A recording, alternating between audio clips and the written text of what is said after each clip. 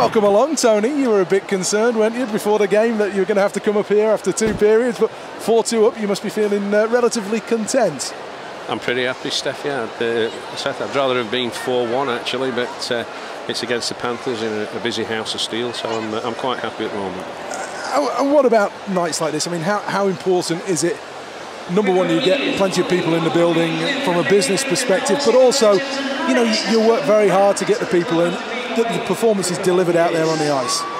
It's absolutely imperative that the performance on the ice on a night like this is good. And what happens on nights like this is we get a load of people in, we fill the house of steel, and what we want is we want them in for the lower level games. And I don't mean to be derogatory there, but there are teams that aren't as good as Nottingham, and we want the fans in for those games as much as we want them in for the Nottingham Panthers. If you've got a question for Tony, then do tweet us, please, at Steelers TV Live. From a business perspective, how's this season gone? It's been tough. We've had a lot of injuries. We've had a lot of extra expenses in the organisation. It's been a hard season for us in Sheffield, but it's getting better. What we have to do is we have to win at home. Every team owner will tell you the same. You've got to win your home games, and I think we went 6 or 7 at the beginning of the season when we didn't win a home game, and crowds were down, and that's what you can't afford. You have to anticipate crowds in a business like this, and you have to anticipate when you're going to get the big ones and assume that you're going to win the games at home. And when you don't do that, then it rocks the business plan, it rocks the business model, but we're getting back on track quite nicely now. Just give you a little bit more volume because you're a bit quieter than us that like to shout. Obviously Doug's assembled a team here, a team that has the basis of a side that can win. You're still very much in the Challenge Cup. You've got the opportunity for the playoffs. I think the league title probably disappeared away the last chance last weekend. I know you won't concede it on air, but how do you approach it from here now with the Steelers? Obviously you've got an awful lot of games. You've got another 5 games against Nottingham in the next 6 weeks. Has the league title gone? Has the league title gone? I don't know. If you look at the points that Belfast have amassed at the moment, then you'd probably say they're doing well and they've got a good chance, but never say never. How do you approach the rest of the season? Well, there's still 2 out of the 3 trophies up for grabs, and I think it was Alex Ferguson that said the best team will win the league, but pretty much anybody can win the trophies, the cups, and the playoff in our instance.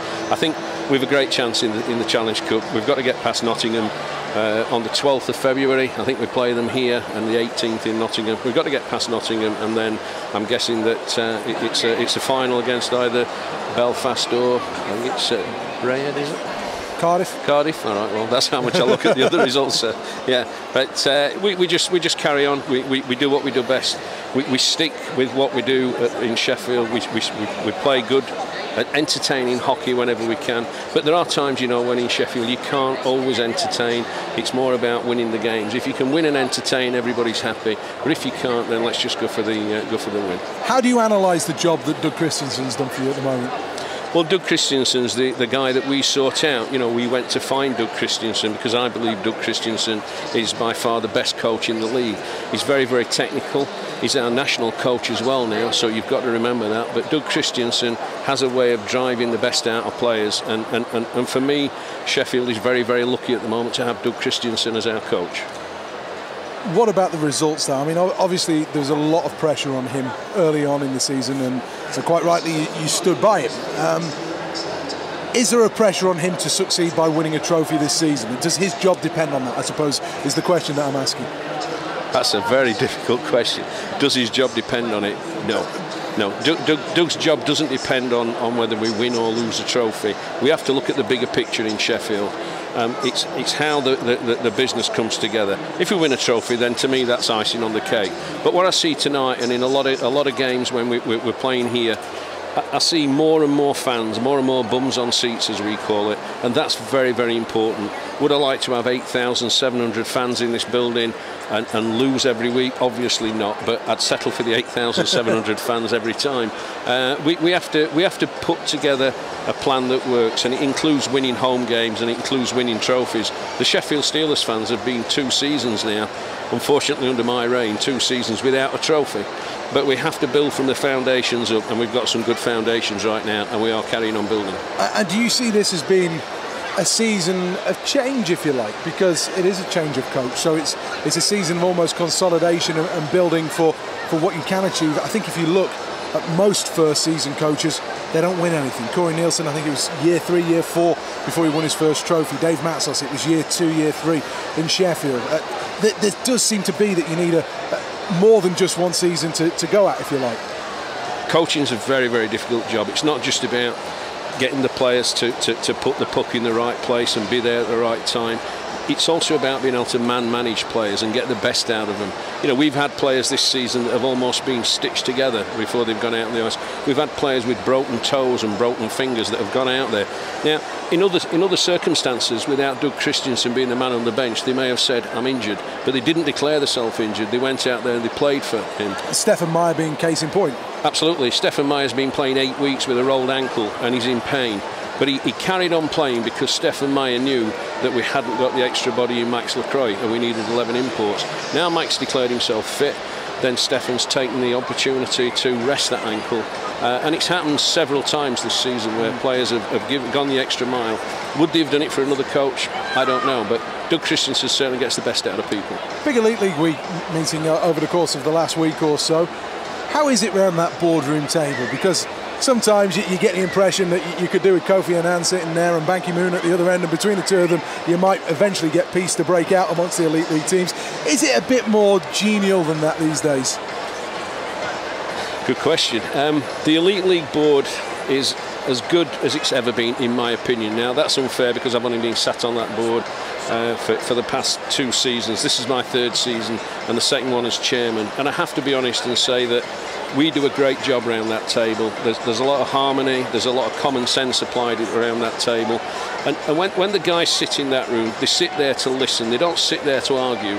They sit there to try and make this league a better league. And I firmly believe that every one of those 10 teams in that boardroom are there for one reason, and that's to improve the product that we've got. There could be a difficult situation for the Elite League coming up with Cardiff at the moment. There's talks of protests down at the rink, whether it's 200 or 300 fans, whether it's 20 fans. It's something that causes the Elite League a problem because the Elite League's brand is very much attached to the Cardiff Devils.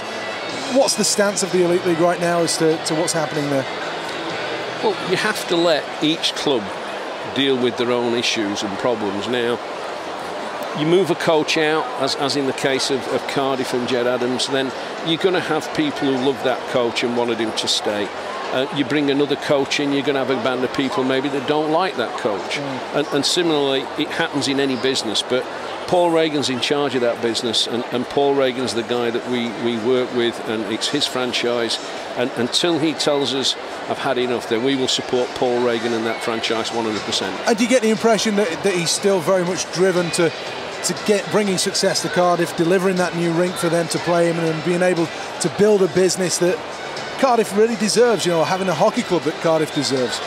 Yeah, Paul's a very shrewd businessman, and I know some people in Sheffield might say, well, he didn't do fantastically well here, but it's difficult. You can't have a foot in each camp.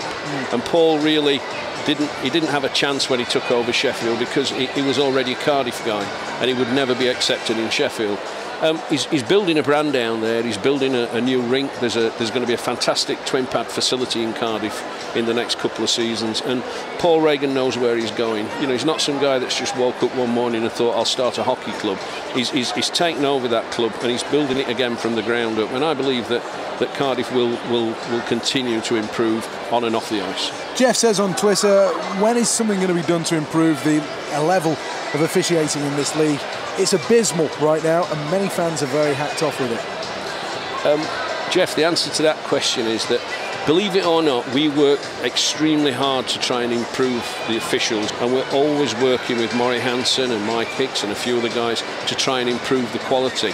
But you have to also remember that there are some of our officials who are deemed some of the best in the world. They're doing the IIHF championships, they're doing matches in Sweden and Norway some weekends. Now, if they're good enough for Sweden and Norway, you'd naturally assume that they're good enough for this country. So I don't think it's the level that's exceptionally bad. But what I do think is, quite honestly, that our game is getting better and better, and it's probably the speed of the game in the UK that's now making the officials look a bit slower and a bit less they're not quite as sharp as they used to be, maybe. But I still think that our officials are very, very good at what they do.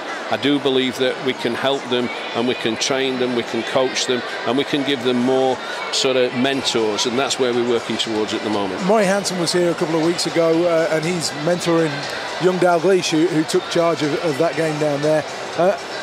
Murray's got a huge role to play in this, hasn't he? He's somebody who's very measured. His role with discipline as well is another really important one. Yeah, Murray's the guy we look to. Discipline's a really contentious issue.